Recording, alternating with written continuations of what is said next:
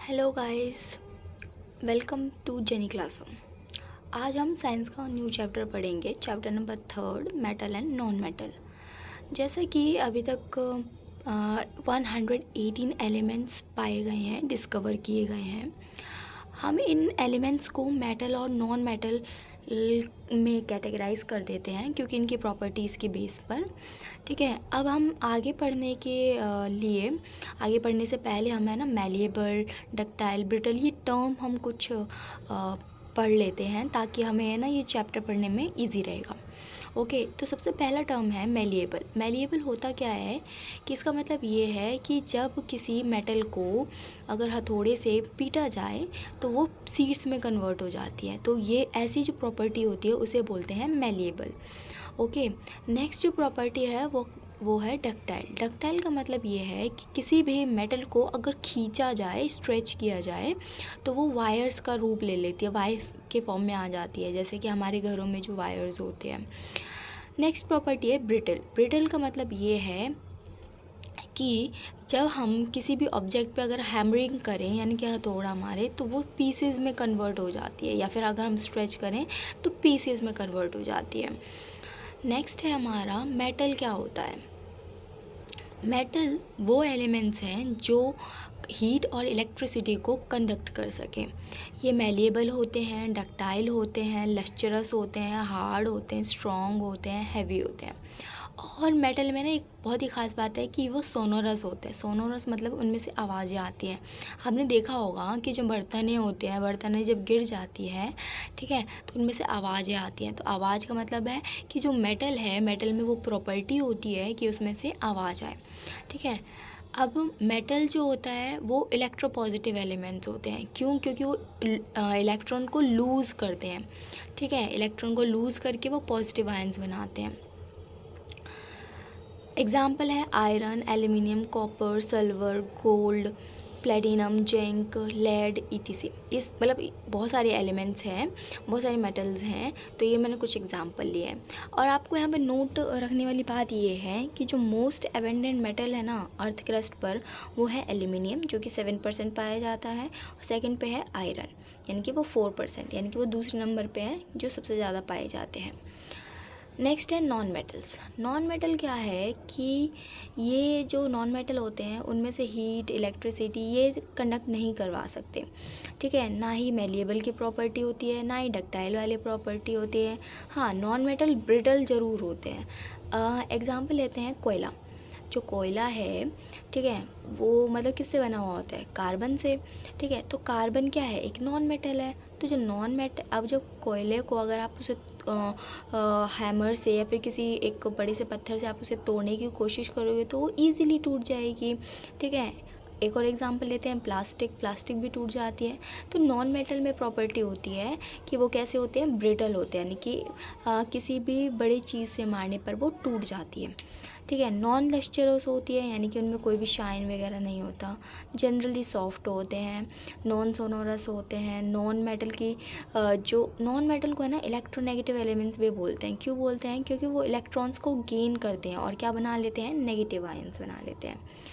Example में है carbon, sulphur, phosphorus, silicon, hydrogen, oxygen, etc.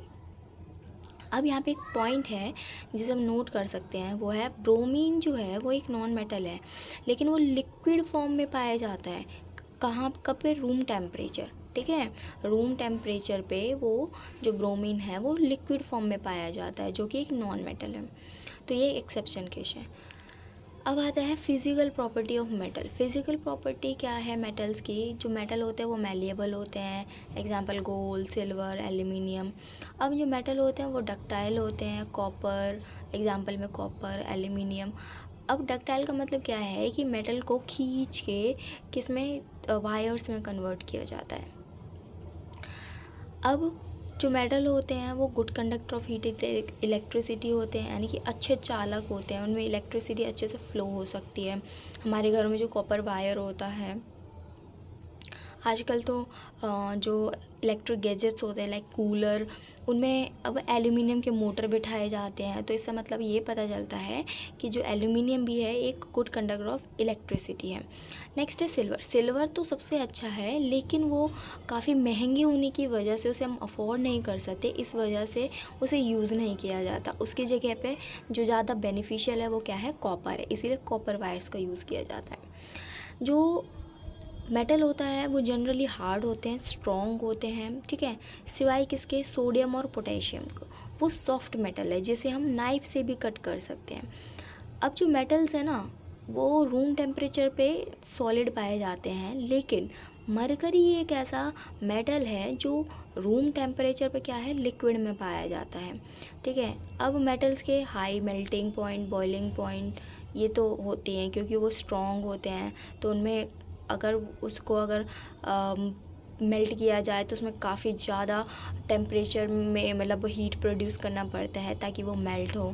तो इसीलिए उनके जो मेटल्स होते हैं वो हाई मेल्टिंग पॉइंट के और बॉइलिंग पॉइंट के होते हैं। नेक्स्ट है कि physical property of non metal. अब नॉन मेटल की फिज़िकल प्रॉपर्टी क्या है, ना तो ये मेलेबल है, ना ये डक्टाइल है, ना ही ये इलेक्ट्रिसिटी मतलब poor conductor of heat and electricity होते हैं। कौन, नॉन मेटल। लेकिन यहाँ पे भी एक्सेप्शन है, वो है ग्रेफाइट। ग्रेफाइट जो है वो काफ़ी अच्छा है, मतलब वो इलेक्ट्रिसिटी फ़्लो कर सकता है, ठीक है। वो एक्सेप्शन केस है। जब आप केमिस्ट्री पढ़ रहे हो तो यहाँ पे बहुत सारे एक्सेप्शन केस मिलेंगे आपको, ठीक है। जैसे कि स्कूलों में हर एक बच्चा तो सेम नहीं होता ना, या फिर हर एक बच्चा डल नहीं होता, या हर एक बच्चा इंटेलिजेंट नहीं होता, तो बिल्कुल वैसे ही यहाँ पे भी हमारी लाइफ में भी आपने देखा होगा, हर एक तरीके के इंसान देखे होंगे आपने, कोई भी सेम नहीं देखा होगा। तो मतलब इसीलिए जो केमिस्ट्री है उसमें भी बहुत सारे एक्सेप्शन केस होते हैं, ओके। नेक्स्ट है हमारा, अब अभी हमने पढ़ा था जो नॉन मेटल की प्रॉपर्टी है वो जनरली सॉफ्ट होते हैं, लेकिन यहाँ पे फिर से एक्सेप्शन केस आ गया। वो क्या है, डायमंड। जो डायमंड है वो बहुत ही हार्ड है, यानी कि डायमंड को हम ये भी कह सकते हैं diamond is the hardest element है, सबसे ज़्यादा हार्डेस्ट एलिमेंट है, ठीक है। अब आता है कि ये सॉलिड पाए जाते हैं, लिक्विड भी पाए जाते हैं, गैसेस भी पाए जाते हैं रूम टेम्परेचर पे। इनका है ना काफ़ी लो मेल्टिंग पॉइंट और बॉइलिंग पॉइंट होता है। और जो नॉन मेटल होता है वो नॉन लस्टरस होता है, मतलब कि उसमें से मतलब शाइनी सरफेस नहीं होता। लेकिन आयोडीन जो है उसका जो सरफेस होता है वो शाइनी होता है, तो मतलब यहाँ पे फिर से एक्सेप्शन केस है। अब यहाँ पे हमने अभी बहुत मतलब रूम टेम्परेचर के बारे में पढ़ा था, तो ये रूम टेम्परेचर है क्या उसके बारे में जान लेते हैं। मतलब कि कोई भी जो साइंटिस्ट है वो जो काम करते हैं मतलब वो रूम टेम्परेचर कितना लेते हैं, 20 से लेके 25 डिग्री सेल्सियस तक। आपने देखा होगा जो एसी वगैरह होते हैं उसमें भी लिखा होता है 24 डिग्री सेल्सियस, और रूम टेम्परेचर ही होता है एक तरीके से, ठीक है। तो ये रूम टेम्परेचर का मतलब समझ में आ गया होगा आपको। नेक्स्ट हम पढ़ लेते हैं केमिकल प्रॉपर्टीज़ क्या है मेटल की, ओके। केमिकल प्रॉपर्टीज़ क्या है कि जब मेटल अगर ऑक्सीजन के साथ रिएक्ट कर रहा है तो वो मेटल ऑक्साइड बनाता है। एग्जाम्पल भी दिया हुआ है, 4Na + O2 Na2O2 हो जाएगा। फिर दूसरा मतलब यहाँ पे नोट लेने की बात है, नोट में क्या लिखा है कि जो जब ये रिएक्शन हो रहे होते हैं ऑक्सीजन के साथ, तो मतलब मेटल के ऊपर डिपेंड करता है कि मेटल कैसा है। अगर मेटल हाईली रिएक्टिव है तो वो विगरसली रिएक्ट करेगा, यानी कि काफ़ी तेज़ी से रिएक्ट करेगा, ठीक है। अब सोडियम और पोटेशियम को ना केरोसिन ऑयल के अंडर में रखा जाता है। क्यों रखा जाता है, ताकि वो रिएक्शंस जो मतलब एयर से या फिर पानी से वो रिएक्ट ना कर ले, ठीक है। और अगर वो रिएक्शन होती है, अगर हम उसको बाहर ऐसे ही खुले में रख दें तो इसका मतलब ये है कि वो एटमॉस्फेयर से यानी कि एयर से और ऑक्सीजन मतलब वाटर से लेके वो रिएक्शन कर लेते हैं और आग लग जाती है, मतलब आग लगने के चांसेस होते हैं। इसीलिए उनको कहाँ पे रखा जाता है, केरोसिन में, ठीक है, ताकि वो रिएक्शन ना करें। अब मेटल का अगर पानी के साथ रिएक्शन करता है तो क्या होता है, मेटल हाइड्रोक्साइड बनाता है और साथ में हाइड्रोजन गैस भी रिलीज़ करता है। एग्जाम्पल में है 2K प्लस में H2O, 2KOH प्लस H2 और प्लस में हीट, ओके। अब मेटल का जो रिएक्शन है डाइल्यूट एसिड्स के साथ होता है। हमने लास्ट क्लासेस में पढ़ा था कि डाइल्यूट क्या होता है। डाइल्यूट का मतलब ये होता है कि ज़्यादा अमाउंट में वाटर मिक्स होना, ठीक है। तो जब ये डाइल्यूट एसिड्स के साथ रिएक्शन करता है तो ये क्या देता है, मेटल सॉल्ट देता है और हाइड्रोजन गैस देता है, ठीक है। तो Na+ में HCl दे देता है, क्या सॉल्ट देता है और हाइड्रोजन गैस देता है, ठीक है। अब ये जो लास्ट टर्म है हमारा एक्वारेजिया, लास्ट टर्म नहीं बट आज की क्लास का लास्ट एक्वारेजिया। एक्वारेजिया होता क्या है कि एक फ्रेशली प्रिपेयर्ड मिक्सचर होता है। उस किस चीज़ का मिक्सचर होता है, कंसनट्रेटेड नाइट्रिक एसिड और कंसनट्रेटेड हाइड्रोक्लोरिक एसिड, ठीक है। नाइट्रिक एसिड का कितना पार्ट होता है, 1 पार्ट होता है, और हाइड्रोक्लोरिक एसिड का कितना पार्ट होता है, 3 पार्ट होता है, ठीक है। ये सभी मेटल को डिसॉल्व कर सकती है, लाइक गोल्ड, प्लेटिनम।